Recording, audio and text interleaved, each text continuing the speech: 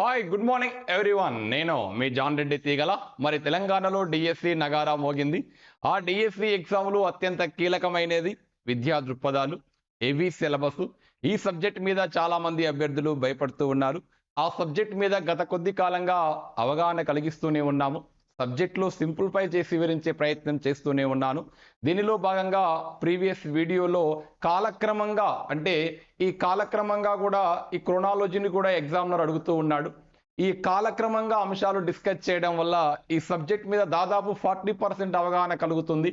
స్వాతంత్రానికి పూర్వం ముఖ్యమైనటువంటి సంవత్సరాలేంటి, ముఖ్యమైనటువంటి డేట్లేంటి, ఈ కాలక్రమంగా విద్యలో ఎలాంటి మార్పులు వచ్చాయో మనం ప్రీవియస్ వీడియోలో డిస్కస్ చేయడం జరిగింది.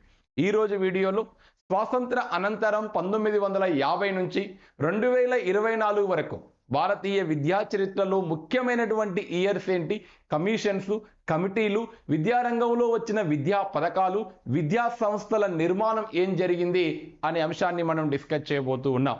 మరి మన ఛానల్ని తొలిసారిగా చూసే వాళ్ళైతే సబ్స్క్రైబ్ చేయండి, చేసిన వాళ్ళు లైక్ చేయండి, షేర్ చేయండి, మిత్రులకు తెలియజేయండి. మీ లక్ష్య సాధనలో ఖచ్చితంగా ఈ ఛానల్ 100కు 100% ఉపయోగపడుతుంది అనడంలో ఎలాంటి అతిశయోక్తి కూడా లేదు. రైట్, కాన్సెప్ట్లోకి వెళ్దాం. చివరి వరకు చూడండి. ప్రతి ఇయర్ కూడా ఇంపార్టెంటే. ప్రతి ఇయర్ యొక్క ఇంపార్టెంట్ ఏంటి, ఎడ్యుకేషన్ రంగంలో ఎలాంటి మార్పులు అనేది తీసుకొచ్చింది అనేటటువంటి అంశాన్ని మనం ఒక్కసారి డిస్కస్ చేసే ప్రయత్నం చేద్దాం. రైట్, ఇక్కడ పిఐఈ క్రోనాలజీ అని చెప్పి 1950 నుంచి 2024 వరకు భారతీయ విద్యా చరిత్రలో ముఖ్యమైనటువంటి ఇయర్స్ ఏమొచ్చాయనేటువంటి అంశాన్ని మనం ఒక్కసారి చూసే ప్రయత్నం చేద్దాం. రైట్, 1950 నుంచి 60 మధ్య ఏం జరిగింది? దీనికంటే ముందు మనం చూస్తే 1948లో స్వాతంత్ర అనంతరం మన దగ్గర కేవ్ కమిటీ మీటింగ్ అయింది. Central advisory board of education meeting అయి దేశంలో ప్రాథమిక విద్యకు తగిన చర్యలు తీసుకోవాలి అని చెప్పి ఆ central advisory board of education నిర్ణయించింది.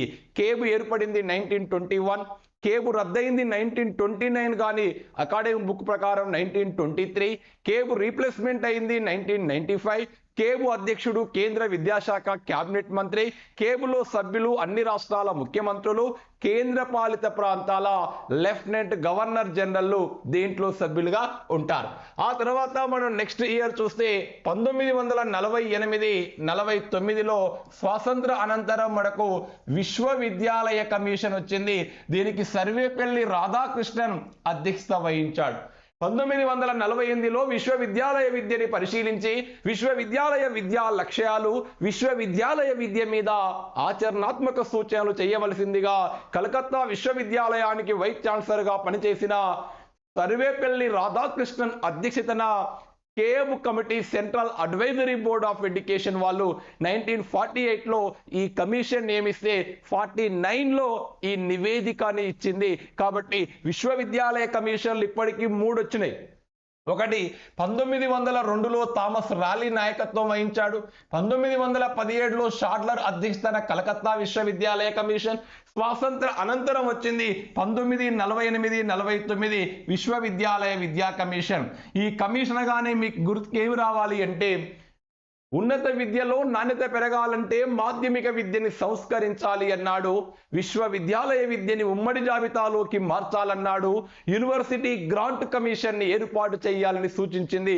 విశ్వవిద్యాలయ విద్యా కమిషన్గా మనం పేర్కొంటూ ఉంటాం.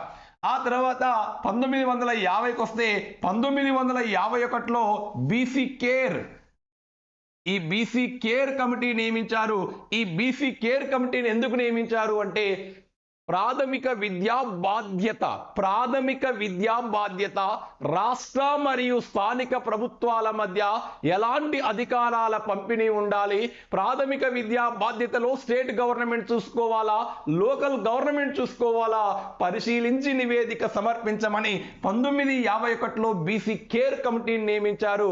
ఈ కేర్ కమిటీ ఏం చేసింది అంటే, పాఠశాలల కొరత వల్ల పాఠశాలల్ని 2 షిఫ్టులుగా నడపాలి అని చెప్పి సిఫారసు చేయడం జరిగింది. అంటే లోకల్ గవర్నమెంట్ స్టేట్ గవర్నమెంట్ మధ్య విద్యా బాధ్యత నిర్వహణను పరిశీలించి నివేదిక సమర్పించమని 1951లో బీసీ కేర్ కమిటీని నియమించడం జరిగింది. ఇక నెక్స్ట్ పోతే మనకు next very very important committee 1952 1953 secondary education commission. Very very very important. Secondary education commission స్వాతంత్ర అనంతరం సెకండరీ విద్యని పరిశీలించి సెకండరీ విద్యా లక్ష్యాలు, సెకండరీ విద్యా స్వరూపాన్ని సూచించమని మద్రాస్ విశ్వవిద్యాలయానికి వైస్ ఛాన్సలర్గా పనిచేస్తున్న డాక్టర్ లక్ష్మణస్వామి మొదలాయర్ అధ్యక్షతన ఈ యొక్క central advisory board of education వాళ్ళు 1952లో సెకండరీ ఎడ్యుకేషన్ కమిషన్ నియమించారు. 53లో నివేదిక ఇచ్చింది. కానీ అకాడమీ బుక్లో ఏముంది అంటే 1954 ఆగస్టు 17న సెకండరీ ఎడ్యుకేషన్ కమిషన్ నివేదిక ఇచ్చింది అని చెప్పి పేర్కొన్నారు. ఇది తప్పండి. ఇది మాత్రమే కరెక్ట్. 52 53 కరెక్ట్. ఎందుకంటాను అంటే ఈ సెకండరీ ఎడ్యుకేషన్ కమిషన్ సిఫారసు అనుగుణంగా 1953లో కేంద్ర మూల్యాంకన సంస్థ ఏర్పడింది. జాతీయ మూల్యాంకన సంస్థ 1953లో ఏర్పడింది. మరి ఈ కమిషన్ సిఫారసు మేరకే జాతీయ మూల్యాంకన సంస్థ ఏర్పడ్డప్పుడు మరి 54లో నివేదికిస్తే ఎట్లా ఏర్పడుతుందండి? కాబట్టి ఇలాంటి క్లారిఫికేషన్స్ ఈ యొక్క డిఈడి బిఈడి పుస్తకాల్లో డిఫరెంట్గా ఉంది. ఆ డిఫరెన్స్ కూడా నేను మీ క్లాస్ వినడం వల్ల మీకు తెలుస్తుంది ఎక్కడెక్కడ డిఫరెన్స్ ఉంది అని. 52-53లో వేస్తే దీనికి బస్సు నాయకత్వ కార్యదర్శిగా పనిచేశాడు. మొదలాయర్ నాయకత్వం వహించాడు. ఇది 5+3+4+3 విద్యా స్వరూపాన్ని సూచించింది. 5+3+4+3 విద్యా విధానాన్ని సూచించింది. 1 నుంచి 5 ప్రైమరీ స్కూలు, 6 నుంచి 8 మాధ్యమిక పాఠశాల, 9 నుంచి 12 మాధ్యమికోన్నత, చివరి 3 విశ్వవిద్యాలయ విద్య, 4 విద్యా లక్ష్యాలను కూడా ఈ సెకండరీ ఎడ్యుకేషన్ కమిషన్ సూచించింది. పౌరసత్వ శిక్షణ, మూర్తిమత్వ అభివృద్ధి, నాయకత్వ లక్షణాలు పెంపొందించడం, వ్యక్తి సామర్థ్యాలు మెరుగుపరచడం సెకండరీ ఎడ్యుకేషన్ కమిషన్ సూచించిన విద్యా లక్ష్యాలుగా గుర్తించండి. గురుకులాలు ఏర్పాటు చేయాలి, బహుళార్థక పాఠశాల నెలకొల్పాలి, ఎన్సిసిని ప్రవేశపెట్టాలి, కృత్య మరియు ప్రాజెక్టు పద్ధతులని ప్రవేశపెట్టాలి అని చెప్పి కూడా ఆబ్జెక్టివ్ క్వశ్చన్లని ఈ మూల్యాంకనంలో యాడ్ చేయాలని చెప్పింది కూడా లక్ష్మణస్వామి మొదలాయర్ కమిషన్. సాటి మనిషిని గౌరవించని విద్యనే కాదు, అలాంటి విద్య మనకు అనవసరం అని పేర్కొంది కూడా సెకండరీ ఎడ్యుకేషన్ యొక్క కమిషన్. ఎప్పుడు వచ్చింది? 1952-53లో మనం చూస్తే ఉంటారు. నెక్స్ట్ మనం ఇంకా చూస్తే ఈ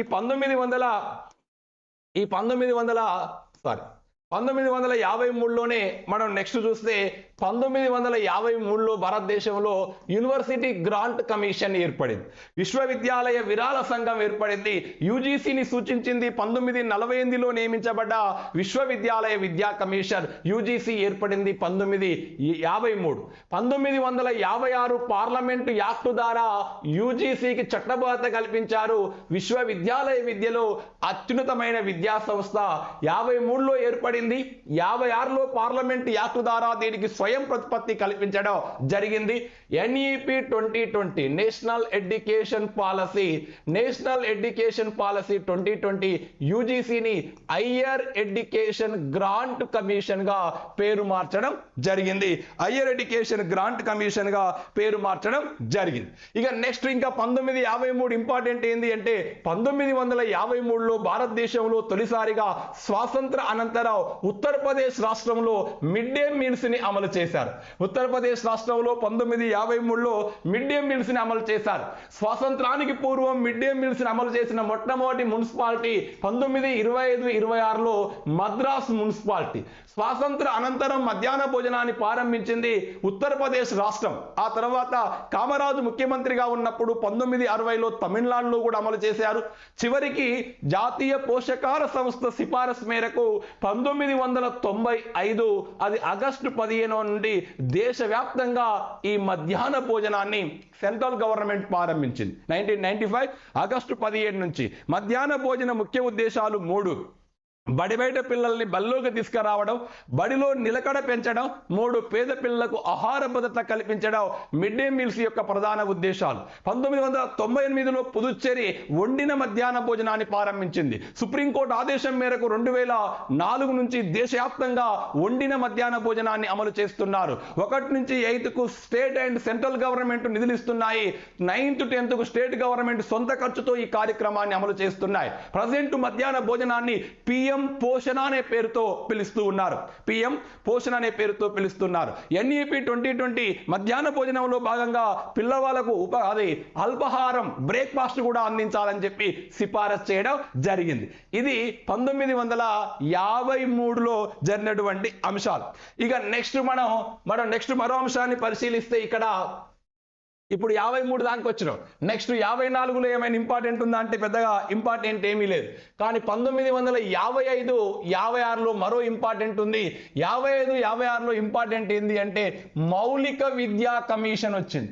ఈ మౌలిక విద్యా కమిషన్కు రామచంద్రన్ నాయకత్వం వహించాడు. మౌలిక విద్య అంటే ఏంది? సాధారణ విద్యను వృత్తిపరం చేయడాన్ని, సాధారణ విద్యలో వృత్తి విద్యకు చోటు కల్పించడాన్ని, సాధారణ విద్యను వృత్తిపరం చేయడాన్ని మౌలిక విద్య అంటాము.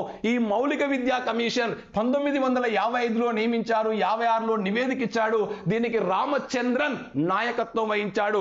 రామచంద్రన్ కమిషన్ అన్నా మౌలిక విద్యా కమిషన్ అన్నా ఒకటే. అది 1955లో రావడం జరిగింది.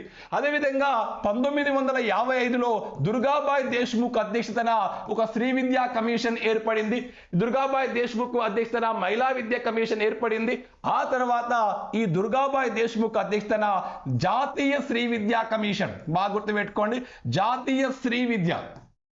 ఈ జాతీయ స్త్రీ విద్యా కమిషన్ 1957లో ఏర్పడితే 59లో నివేదిక ఇచ్చింది. ఈ జాతీయ స్త్రీ విద్యా కమిషన్ కు దుర్గాబాయ్ దేశ్ముఖ్ నాయకత్వం వహించడం అనేది జరిగింది. స్త్రీ విద్యా కమిషన్. ఆ తర్వాత 1959లో మనం చూస్తే నైతిక విద్య మీద 1959లో నైతిక విద్య మీద శ్రీ ప్రకాష్ కమిటీని ఏర్పాటు చేయడం జరిగింది. ఏందది? శ్రీ ప్రకాష్ కమిటీని ఏర్పాటు చేశారు. ఈ శ్రీ ప్రకాష్ కమిటీ దేనికోసం వచ్చింది? పాఠశాల విద్యలో నైతిక విద్యను ప్రవేశపెట్టాలా పరిశీలించి ఆచరణాత్మక నివేదిక సమర్పించమని సెంట్రల్ గవర్నమెంట్ శ్రీ ప్రకాష్ అధ్యక్షతన ఈ నైతిక విద్యా కమిషన్ ఏర్పాటు చేస్తే, నైతిక విద్యా కమిషన్ ఏం చెప్తాది అంటే ప్రత్యక్ష బోధనలో విలువల విద్యని పాఠశాలలో బోధించాలి అని చెప్పి ఈ నైతిక విద్యా కమిషన్ మనకు పేర్కొంటూ ఉంటారు. ఆ తర్వాత 1960, ఈ 1960 కూడా వెరీ ఇంపార్టెంట్ ఇయర్ మన యొక్క పిఐలో. 1960లో ప్రముఖ ఆర్థికవేత్త షూల్జ్ ఏమడిగాడు? ఈ షూల్జ్ విద్యా అర్థశాస్త్రం అనే పదాన్ని 1960లో షూల్జ్ అనే ఆర్థికవేత్త తొలిసారిగా సంబోధించాడు. అంటే విద్యా అర్థశాస్త్రం అనే పదాన్ని తొలిసారిగా వాడింది షూల్జ్ 1960. విద్యకు అర్థశాస్త్రానికి మధ్య సంబంధం ఉందని గుర్తించిన తొలి ఆర్థికవేత్త, అర్థశాస్త్ర పితామహుడుగా పేరు పొందిన Adam Smith wealth of nation గ్రంథంలో విద్య మీద పెట్టే ఖర్చును ఆయన పెట్టుబడిగా భావిస్తాడు. విద్యకు అర్థశాస్త్రానికి సంబంధాన్ని గుర్తించింది ఆడమ్ స్మిత్. ఆ పదాన్ని తొలిసారిగా వాడింది 1960లో షూల్జ్ అనేటటువంటి ఆర్థికవేత్త. ఇవి ప్రధానంగా 1950 నుంచి 60 వరకు భారతదేశంలో కాలక్రమంగా ఉన్నటువంటి ఇయర్స్, ముఖ్యమైనటువంటి సంవత్సరాలు. ఇక నెక్స్ట్ మనం పోతే 60 నుంచి 70 వరకు ఏం జరిగింది? 60 నుంచి 70 వరకు మనం ప్రధానంగా చూస్తే 1961లో ఎన్సిఈఆర్టీని ఏర్పాటు చేశారు. బాగా ఇంపార్టెంట్ అండి. 1961 సెప్టెంబర్ 1న ఎన్సిఈఆర్టీని ఏర్పాటు చేయడం జరిగింది. ఎన్సిఈఆర్టీని ఏర్పాటు చేయడానికి కారణం సెకండరీ ఎడ్యుకేషన్ కమిషన్ గా మనం పేర్కొంటూ ఉంటాం. సెకండరీ ఎడ్యుకేషన్ కమిషన్ సిఫారసు మేరకే జాతీయ విద్యా పరిశోధన శిక్షణ మండలిని ఏర్పాటు చేశారు. దీని ప్రధాన కార్యాలయం ఢిల్లీలో ఉంది. పరిపాలన సౌలభ్యం కోసం 5 ప్రాంతీయ కార్యాలయాలను ఏర్పాటు చేసుకుంది. ఎన్సిటిఈకి అధ్యక్షునిగా కేంద్ర విద్యాశాఖ క్యాబినెట్ మంత్రి పనిచేస్తాడు. దేశంలో అత్యున్నతమైనటువంటి విద్యా సంస్థ, జాతీయ పాఠ్య ప్రణాళికను రూపొందించే సంస్థ, దేశంలో విద్యా పరిశోధన చేసే సంస్థ, దేశంలో విద్యా సంస్థల్ని పర్యవేక్షించే సంస్థ ఎన్సిఈఆర్టీ. అందుకే కేంద్ర విద్యాశాఖకు దీన్ని కనులు, చెవులు, హృదయంతో పోల్చడం జరిగింది. ఇదే విధంగా 1961 61లోనే మనకు ఈ యొక్క జాతీయ సమైక్యత మీద సంపూర్ణానంద కమిటీ, బాగా గుర్తుపెట్టుకోండి, సంపూర్ణానంద కమిటీ వచ్చింది. దేనికోసం వచ్చింది? జాతీయ సమైక్యత, జాతీయ సమైక్యత లేదా జాతీయ సమగ్రత మీద సర్వేపల్లి రాధాకృష్ణన్ కోరిక మేరకు ఈ సంపూర్ణానంద కమిటీని ఏర్పాటు చేయడం జరిగింది 1961లో.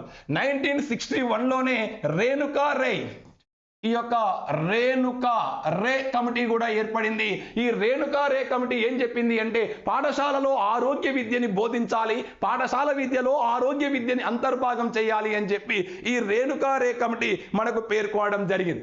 ఈ 1961లోనే డిఎస్ కొఠారి కమిటీని కూడా నియమించారు. ఏంది సార్ కొఠారి కమిషన్ 64లో వస్తుంది కదా, మీరు 61 చెప్పారు ఏంది అంటే 61లో కూడా ఒక కొఠారి, ఆ కొఠారి కమిషన్ వేశారు. మన విద్యారంగం కోసం కాదు, దూర విద్యను ఎలా అందించాలో, కరస్పాండెంట్ కోర్సు, డిస్టెన్స్ విద్య ఎలా అందించాలో పరిశీలించి నివేదిక సమర్పించమని 1961లో central government DS Kothari commission నియమించింది. ఈ కొఠారి కమిషన్ నివేదిక మేరకు 1962లో మన దేశంలో మొట్టమొదటిసారిగా ఢిల్లీ విశ్వవిద్యాలయం కరస్పాండెంట్ కోర్సులని, దూర విద్యా కోర్సులని ప్రారంభించింది. దూర విద్యా కోర్సులని, కరస్పాండెంట్ కోర్సులని ఢిల్లీ విశ్వవిద్యాలయం 1962లో ప్రారంభించడం జరిగింది. అదేవిధంగా ఈ 1962లోనే మరో కమిటీ వచ్చింది, అదే ఆన్స్ మెహతా కమిటీ వచ్చింది. ఈ ఆన్స్ మెహతా కమిటీ ఎందుకు వచ్చింది అంటే దుర్గాబాయి దేశ్ముఖ్ కమిటీ తర్వాత శ్రీ విద్య నిర్లక్ష్యానికి గురైతుంది, శ్రీ విద్య ఎలా ఉండాలో పరిశీలించి నివేదిక సమర్పించమని సెంట్రల్ గవర్నమెంట్ 1992లో ఆన్స్ మెహతా కమిటీని నియమించింది. ఇది 62లో మనకు ఉన్నటువంటి ప్రధానమైనటువంటి అంశంగా చూస్తాం. ఇక 1963కు వస్తానికి 63లో మనకు భక్తవత్సలం, ఈ యొక్క భక్తవత్సలం కమిటీ ఏర్పడింది. ఈ భక్తవత్సలం కమిటీ ఎందుకు ఏర్పడింది? గ్రామీణ ప్రాంతాలలో బాలికల విద్యకు ఆదరణ లోపించింది. మరి ఎందుకు గ్రామీణ ప్రాంతాలలో బాలికలు బడికి రావట్లేదో పరిశీలించి నివేదిక సమర్పించమని 1963లో భక్తవత్సలం కమిటీని నియమించారు. ఇక వెరీ వెరీ ఇంపార్టెంట్, 1963లో మన దేశంలో 4 రీజనల్ ఇన్స్టిట్యూట్ ఆఫ్ ఎడ్యుకేషన్లను ఏర్పాటు చేశారు.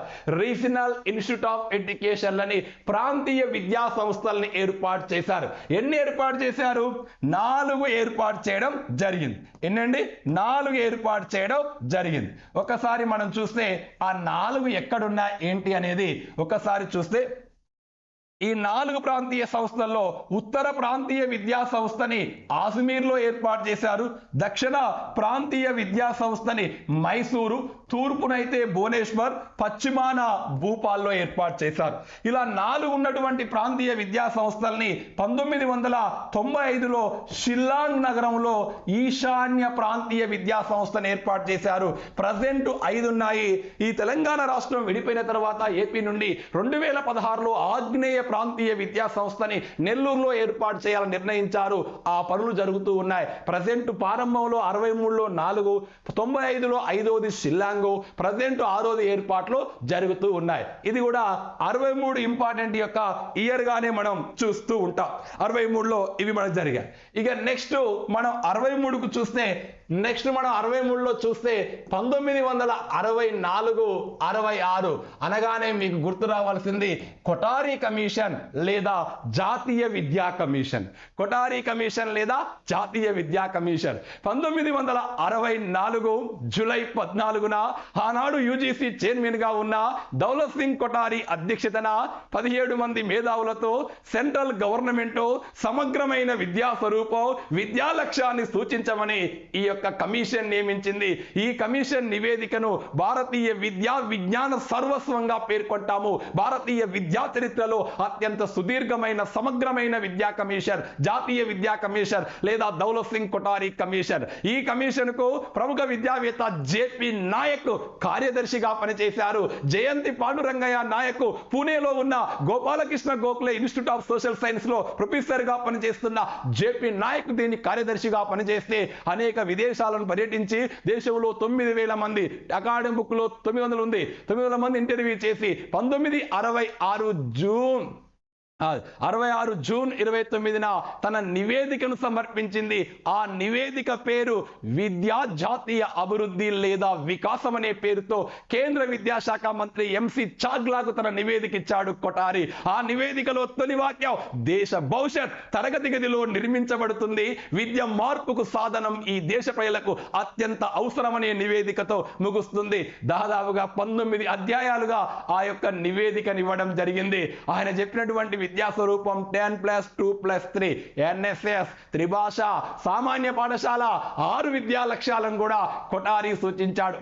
6 విద్యా లక్ష్యాలు ఉంచాడు. విద్యా ఉత్పాదకతను పెంచాలి, ఆధునిక ప్రక్రియను వేగవంతం చేయాలి, జాతీయ సామాజిక ఆధ్యాత్మిక విలువల్ని పెంపొందించాలి, జాతీయ సమైక్యత సాధించగలగాలి, ప్రజాస్వామ్యాన్ని పటిష్టపరచగలగాలి, అంతర్జాతీయ శాంతిని పెంపొందించాలి అంటాడు దౌలత్ సింగ్ కొఠారి.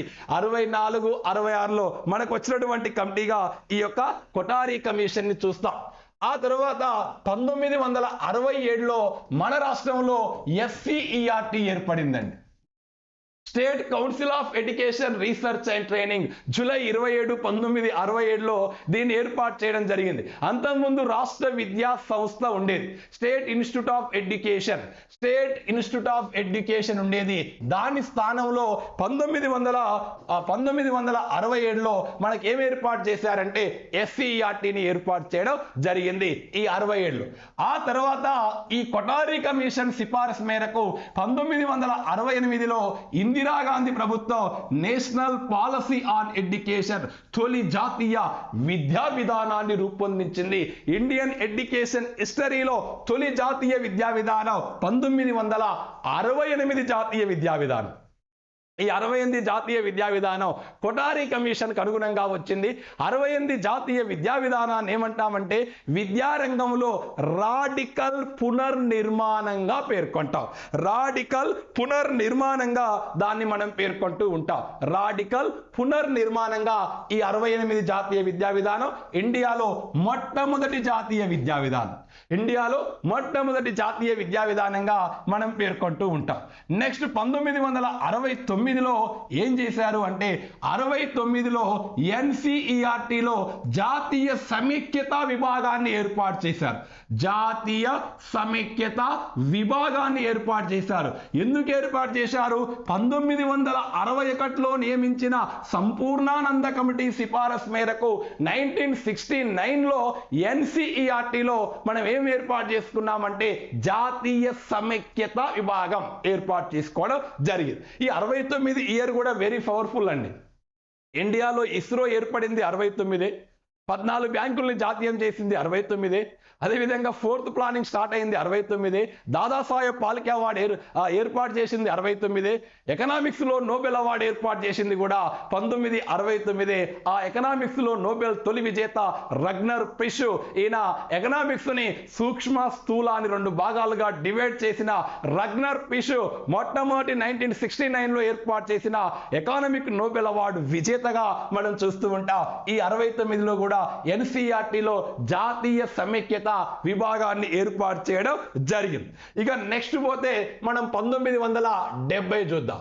ఈ 1970లో ఏం జరిగిందో ఒకసారి చూద్దాం. రైట్, ఇక్కడ ఇచ్చా 1970లో బ్యాంకాక్ నగరంలో జాతీయ జనాభా ఈ యొక్క అంతర్జాతీయ జనాభా మరియు కుటుంబ సెమినారు బ్యాంకాక్ నగరంలో జరిగింది. 1970లో ఈ యొక్క బ్యాంకాక్ నగరంలో యునెస్కో వాళ్ళు ఏర్పాటు చేశారు. అంతర్జాతీయ జనాభా మరియు కుటుంబ సెమినార్ జరిగింది. ఈ సెమినార్ ఏం నిర్ణయించింది అంటే పెరిగిపోతున్న జనాభాను తగ్గించాలంటే విద్య ద్వారా మాత్రమే సాధ్యమవుతుంది. కాబట్టి జనాభాను విద్యలో అంతర్భాగం చేసి ప్రాథమిక స్థాయి నుంచే పిల్లలకు జనాభా మీద ధనాత్మక వైఖరులు పెంపొందిస్తే పెరిగిపోతున్న జనాభాను తగ్గించవచ్చు అని 1970 బ్యాంకాక్ సమావేశం నిర్ణయించడం జరిగింది. అంతకంటే ముందే 1935లో ప్రపంచంలో తొలి దేశం స్వీడన్ జనాభాను తగ్గించడంలో విద్య ముఖ్యమైన పాత్ర పోషిస్తుంది, గొప్ప సాధనంగా పనిచేస్తుంది అని చెప్పి వాళ్ళు పేర్కొనడం జరిగింది. ఇక నెక్స్ట్ మనం పోతే 1971లో కాసు బ్రహ్మానందరెడ్డి ముఖ్యమంత్రిగా ఉన్నప్పుడు మన దగ్గర నాన్ డిటెన్షన్ విధానం తీసుకొచ్చాడు. అంతకుముందు బోర్డ్ ఎగ్జామ్లు ఉంటే బోర్డ్ ఎగ్జామ్లు రద్దుపరిచి 7th to 10th board exam, మిగిలిన వాటికి ఆధార్తో పాస్ చేయాలి, పబ్లిక్ పరీక్ష అవసరం లేదని 1971లో నాన్ డిటెక్షన్ విధానాన్ని తీసుకొచ్చారు. ఆ తర్వాత 1971లో NCERT వాళ్ళు ఏం చేశారంటే తన విద్యా ప్రణాళికలో జనాభాను అంతర్భాగం చేశారు. 70లో జరిగిందిగా మీటింగు, 71లో ఈ జనాభాని విద్యలో అంతర్భాగం చేయడం జరిగింది.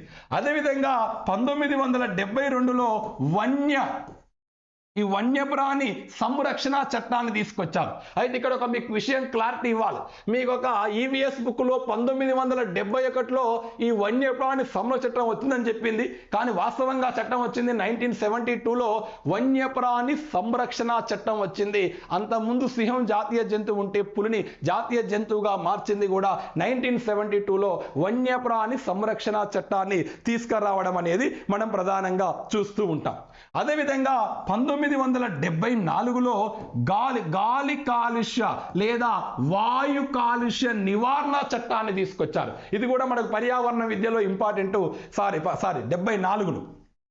74లో మనకు వన్యప్రాణి సంరక్షణ చట్టాన్ని తీసుకురావడం జరిగింది. 1974లో మనం చూస్తూ ఉంటాం. అదేవిధంగా మనం నెక్స్ట్ చూస్తే 1976లో ఇందిరాగాంధీ ప్రభుత్వం 42వ కాన్స్టిట్యూషనల్ అమెండ్మెంట్ చేసి రాజ్యాంగ సవరణ చేసి విద్యని ఉమ్మడి జాబితాలోకి మార్చింది. ప్రారంభంలో రాష్ట్ర జాబితాలో ఉంటే 1976లో ఇందిరాగాంధీ ప్రభుత్వం 42వ రాజ్యాంగ సవరణ చేసి విద్యని ఉమ్మడి జాబితాలోకి మార్చింది. అదేవిధంగా 1976లో ఇందిరాగాంధీ ప్రభుత్వం మొట్టమొదటి నేషనల్ పాపులేషన్ పాలసీ, తొలి జాతీయ జనాభా విధానాన్ని తీసుకొచ్చింది. Very very important. మనకు పాపులేషన్ ఎడ్యుకేషన్లో పెరిగిపోతున్న జనాభాను తగ్గించాలంటే ఒక నేషనల్ పాలసీ అవసరమని భావించి 1976లో ఇందిరాగాంధీ ప్రభుత్వం కరణ్ సింగ్ ఆరోగ్య మంత్రిగా ఉన్న కాలంలో 1976లో మొట్టమొదటి నేషనల్ పాపులేషన్ పాలసీ. అంతకంటే ముందే 1952లో కుటుంబ నియంత్రణ చట్టాన్ని చేసిన మొట్టమొదటి దేశం ఇండియా. ఆ తర్వాత 76లో మొట్టమొదటి నేషనల్ పాపులేషన్ పాలసీ వచ్చింది. దాన్ని రీప్లేస్మెంట్ చేస్తూ అటల్ బిహారీ వాజ్పేయి ప్రభుత్వం 2000 సంవత్సరంలో రెండవ నేషనల్ పాపులేషన్ పాలసీ 2000లో తీసుకొచ్చాడు. అది నెక్స్ట్ మనం కొంచెం ముందు వచ్చినప్పుడు దాని గురించి మనం మాట్లాడుకుందాం. ఇక్కడ దీని ఇంపార్టెంట్ ఏంటి అంటే జనాభాను విద్యలో అంతర్భాగం చేసి బోధించాలని 1976 నేషనల్ పాపులేషన్ పాలసీ నిర్ణయించడం జరిగింది.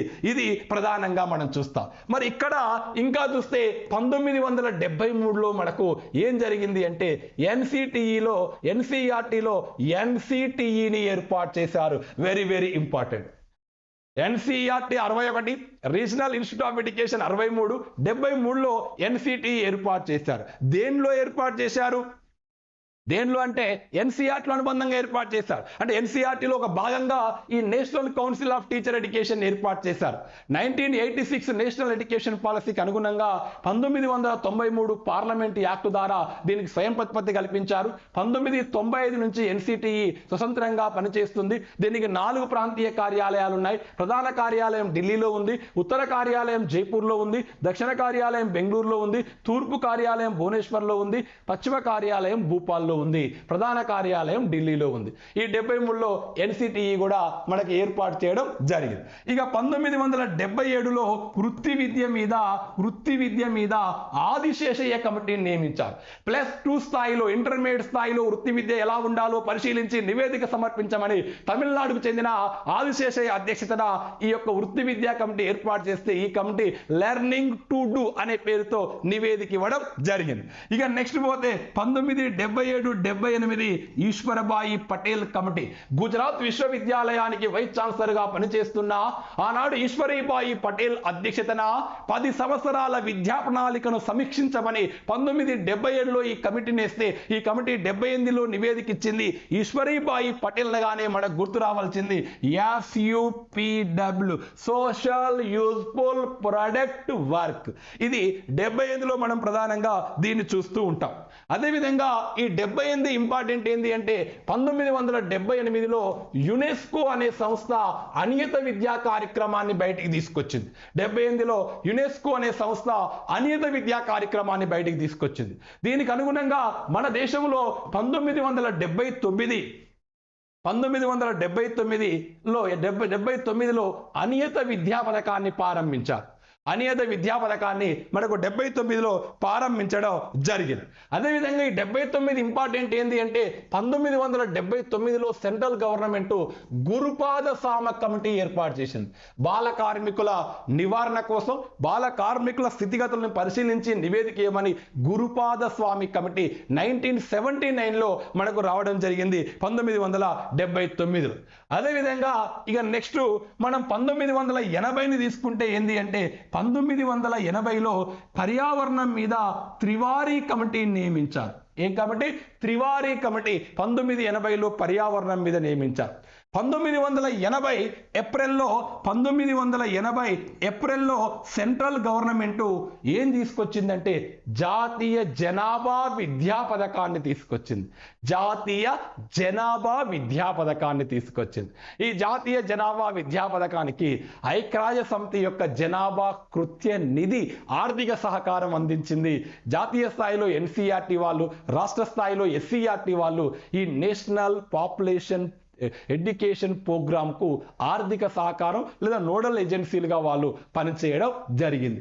ఇలా 1950 నుంచి 80 వరకు భారతదేశ విద్యారంగంలో వచ్చినటువంటి కాలక్రమంగా వచ్చినటువంటి అంశాలు. మరొక వీడియోలో 1980 నుంచి 2024 వరకు ఏం జరిగింది, ఈ మధ్య కాలంలో వచ్చిన ఎపెప్పు కావచ్చు, డిపెప్పు కావచ్చు, నల్లబల్లా పథకం కావచ్చు, రాష్ట్రీయ మాధ్యమిక శిక్షా అభియాను, సర్వశిక్షా అభియాను, నెబ్జలు, కస్తూరిబాలు, ఇన్స్పైర్, రాష్ట్రీయ ఆవిష్కరణ అభియాన్, విద్యాంజలి, కళా ఉత్సవ్, సమగ్ర శిక్షా అభియాన్ ఏం తీసుకొచ్చాయి. ఆ తర్వాత వచ్చినటువంటి 86 జాతీయ విద్యా విధానం, Ramamurti committee, Janardhan Reddy committee, Chaturvedi committee, Yashpal committee, Kasturi Rangan committee, TSR Subrahmanyam committee, NCF 2005, విద్యా హక్కు చట్టం 2009, NCF SC 2023, NEP 2020. ఈ మధ్య మార్పులు విద్యలో ఏం జరిగాయి, కాలక్రమంగా ఏమొచ్చింది అనే అంశాన్ని మరొక వీడియోలో మీకు వివరించేటటువంటి ప్రయత్నం అయితే తప్పనిసరిగా చేస్తాను. కాబట్టి ఇలా ఈ కాలక్రమంగా కాన్సెప్ట్ మీద పట్టుంటే వాడు క్రీస్తు పూర్వం నుంచి 2020 వరకు ఈ యొక్క క్రోనాలజీ ఆధారంగా నేర్చుకున్నా కూడా సిలబస్ పూర్తయిపోతుందండి. పెద్దగా ఇబ్బంది పడేటటువంటి అంశం ఏమీ కూడా ఉండదు. మీరేదో ఊహించుకున్నంత ఏదో సివిల్ సర్వీస్ లాగా పేపర్ ఏమీ ఉండదు. మీరు టీచర్లు మీ స్టాండ్లైన్లోనే ఉంటుంది. నిర్భయంగా, ధైర్యంగా, ఆత్మవిశ్వాసం కోల్పోకుండా మంచి సంతోషంతో, ఆనందంతో ఈ పాట వినండి, ఆనందంతో చదవండి, సంతోషంతో నేర్చుకోండి. బాధ మెమోరీని పాడు చేస్తుంది, మస్తిష్కాన్ని పాడు చేస్తుంది, మూర్తిమత్వాన్ని చిన్నాభిన్నం చేస్తుంది. మనం గమ్యం చేరుకోకుండా మనం బాధ అనేది, మనం దుఃఖము అనేది ఇబ్బంది పెడుతుంది. కాబట్టి బాధపడడం వల్ల గమ్యాన్ని చేరుకోలేము, దుఃఖించడం వల్ల గమ్యాన్ని చేరుకోలేము. దానికి కావాల్సింది విజయానికి 2 మార్గాలు. ఒకటి శ్రమ, రెండోది కూడా శ్రమే. ఎలాంటి మంత్ర తంత్ర దండకాలు అనేవి ఉండవు. ఆ కష్టపడ్డవానికి అదృష్టం కూడా వస్తుంది తప్ప కష్టపడకుండా బయట కూర్చొని ఆకాశంలో నక్షత్రాలు లెక్క పెట్టడం వల్ల ఎలాంటి ప్రయోజనం అనేది ఉండదు. మరి విద్యులైన ఛాత్రోపాధ్యాయులకు అంతా తెలుసు, నేను చెప్పాల్సినటువంటి అవసరం కూడా లేదు. ఖచ్చితంగా ఒక 5 రోజులు, 4 రోజులు, 10 రోజులు మీ లక్ష్యం కోసం మాత్రమే వినియోగించండి. శరీరం పనిచేయాలి కాబట్టి అన్నం తినండి, చదివింది గుర్తుండాలి కాబట్టి నిద్రపోండి, 3వ పని పుస్తకం చేయండి. ఈ 3 చేయండి, ఇక మిగిలిన పని ఏదీ లేదు. మన ఛానల్ని తొలిసారిగా చూస్తే సబ్స్క్రైబ్ చేయండి, లైక్ చేయండి, షేర్ చేయండి, మిత్రులకు తెలియజేయండి.